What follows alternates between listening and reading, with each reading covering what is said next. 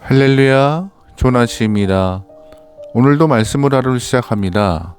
슬기로운 아침 시간 예레미야 예가 1장입니다. 희노애락의 감정을 표현하는 것은 자연스럽고 쉬운 일입니다. 하지만 그 감정들을 기록으로 남겨서 보존하는 것은 생각보다 쉽지 않은 일입니다. 기쁘고 행복한 일은 사진으로 남기고 글로 기록할 수 있죠. 하지만 분노와 슬픔을 고스란히 글로 담아서 남긴다는 것은 쉬운 일 아닙니다.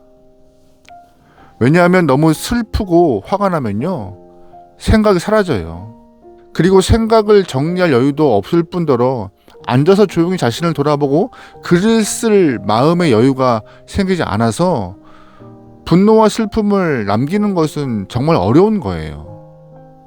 그래서 많은 사람들은요, 이 분노의 감정을 글이 아니라 그 자리에서 분출하고 떠나버리고 끝내버리는 경향이 참 많죠.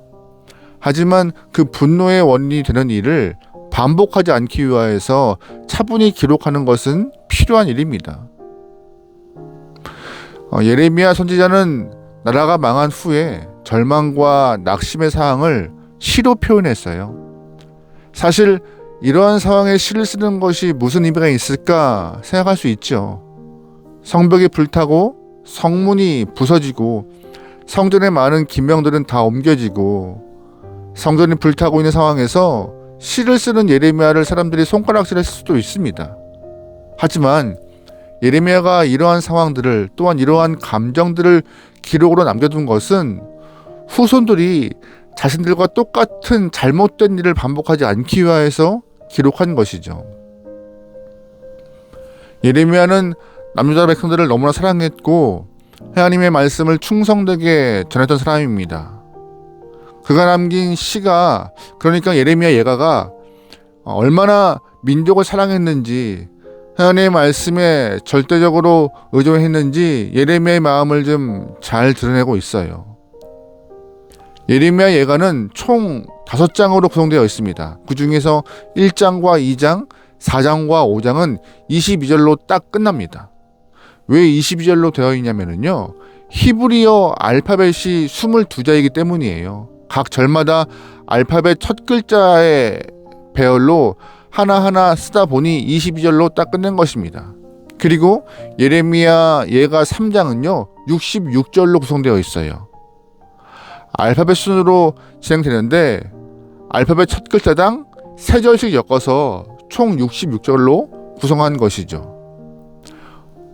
그가 이렇게 기록한 이유는요, 비록 나라가 망했지만 하나님의 말씀이 망하지 않고 영원히 우리와 함께 있음을 표현하기 위한 그 깊은 뜻이 이렇게 22절과 26절로 구성하여서 기록에 남긴 것입니다. 1절 말씀 보겠습니다. 슬프다 이 성이여, 전에는 사람들이 많더니 이제는 어찌 그리 적막하게 앉았는고, 전에는 열국 중에 크던 자가 이제는 과부같이 되었고, 전에는 열방 중에 공주였던 자가 이제는 강제 노동을 하는 자가 되었도다. 아멘. 1절 말씀을 잘 보시면요, 전에는, 이제는 이러한 형식이 3번 반복되고 있습니다. 나라가 망하기 전에는 이랬는데 망한 후에는 이런 나라가 되었다라는 표현입니다.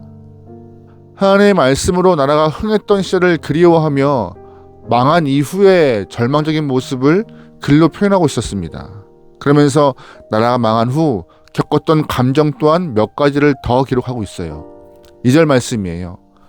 밤에는 슬피 우니 눈물이 뺨에 흐리며 사랑하던 자를 중에 그에게 위로하는 자가 없고 친구들도 다 배반하여 원수들이 되었도다. 아멘. 나라가 겪고 있는 고통과 백성들이 겪는 고통을 표현하고 있는데요, 2절 말씀에서 친구들이 다 배반하여서 원수가 되었다라는 말을 하고 있습니다. 무슨 뜻이에요? 바벨론이 두려워서 남유다의 친구라고 생각했던 이웃 나라들이 등을 돌렸다는 것입니다. 전에는 동맹을 맺고 서로 생사고락을 같이 하는 열방이었는데 이제는 배반하는 사이가 되었대요. 등을 돌리는 것은 백성들 사이에서도 마찬가지였습니다. 이웃이었고 생사고락을 같이 했던 동료들이었고 친구들이었지만 나라가 망한 위기 상황에서는 너나 할 거 없이 각자 살기 위해서 열심히 도망갔습니다. 상대방을 돌보지 않았어요. 이웃에게 관심이 없었습니다. 어떤 사람들은 살고자 애굽이나 다른 나라로 짐을 챙겨서 달아났죠. 바보같이 그 자리를 지켰던 남아있던 자들만 꼼짝없이 포로가 되었습니다. 선지자는 이렇게 힘들고 어려웠던 상황과 또한 사람들에게 배신당한 마음의 고통을 이렇게 표현합니다. 4절 말씀이에요. 시온의 도로들이 슬퍼하며 절기를 지키러 나가는 사람이 없음이로다. 모든 성문들이 적막하며 제사장들이 탄식하며 처녀들이 근심하며 시온도 곤고를 받았도다. 아멘. 예루살렘 공동체 안에 예배를 드리는 사람이 한 명도 없을 정도로 적막하고 삭막했다고 합니다. 4절 말씀에서 절기를 지키러 나가는 자가 없다라고 표현하잖아요. 왜 이렇게 되었을까요? 그 이유가 무엇일까요?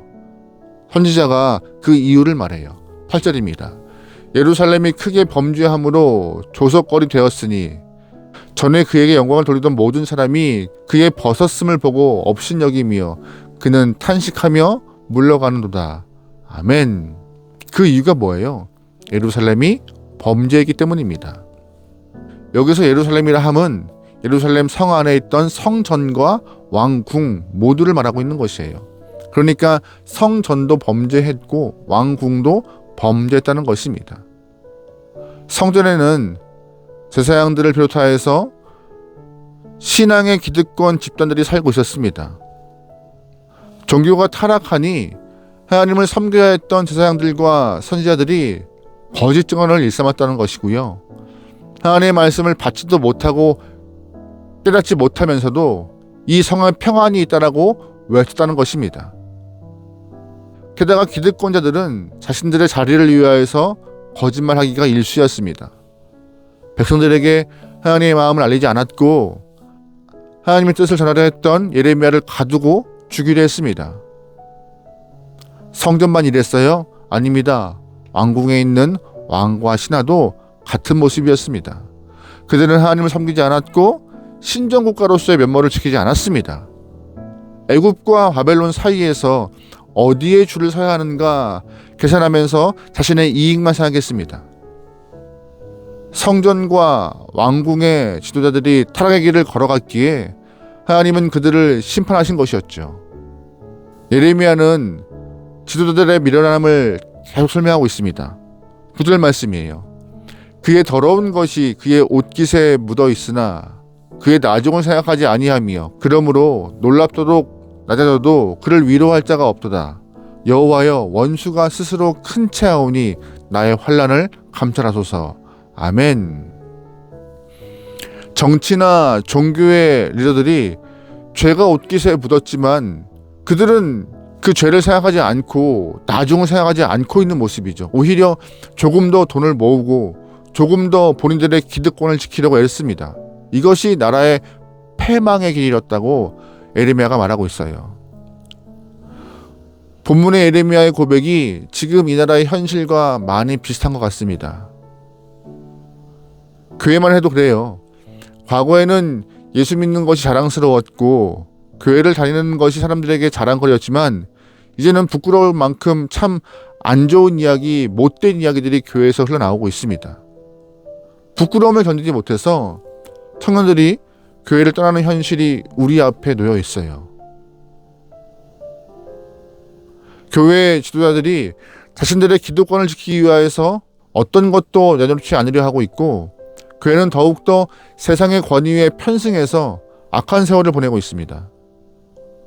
정치인들은 편을 가르기만 하고 정파의 이익을 위해서는 정의를 상실한 것과 같은 모습을 보이는 이 상황이 옛날 남유다의 상황과 놀랍도록 동일합니다. 이제 우리는 조금의 희망이 남아있을 때 예레미야가 주었던 교훈을 붙잡고 살아가야 합니다. 하나님 앞에서 이 민족을 위하여서 기도하고 먼저 교회가 회개하고 우리에게 묻은 얼룩을 제거해야 합니다. 부디 나라가 망한 이후 슬피 울면서 이 애가를 지었던 예레미야의 그 애끓는 심정을 깊이 새기면서 오늘 우리가 시간이 될 때, 아니 시간을 내서라도 나라와 민족을 위하여서, 교회를 위하여서 기도하며 주 앞에 돌아가는 것이 필요한 자세임을, 필요한 시간임을 꼭 기억하기 소망합니다. 오늘 기도할 때입니다. 나라와 민족을 위하여서 기도하고 성도와 교회를 위하여서 기도하면서 모두가 다 주님을 위하여서 시선과 마음을 돌이킬 수 있는 귀한 영혼의 때가 되기를 주의로 축원합니다. 아멘. 기도하시겠습니다. 사랑의 하나님, 지금 이 나라와 교회의 문제를 보시고 고치시고 회복시켜 주시옵소서. 우리의 죄된 모습, 악한 모습은 예수 그리스도의 보혈로 용서하시고 말씀의 정의가 바로 서서 주의 뜻이 바로 선 교회와 나라이기 원하오니 주님, 이익만 생각하지 않고 하나님 나라의 영광을 위하여 살아갈 수 있는 귀한 영혼 되도록, 귀한 나라가 되도록 다시금 우리에게 회개의 영을 부으시고 회복의 영을 허락하여 주시옵소서. 오늘 하루를 맡기오며 예수님의 이름으로 기도합니다. 아멘.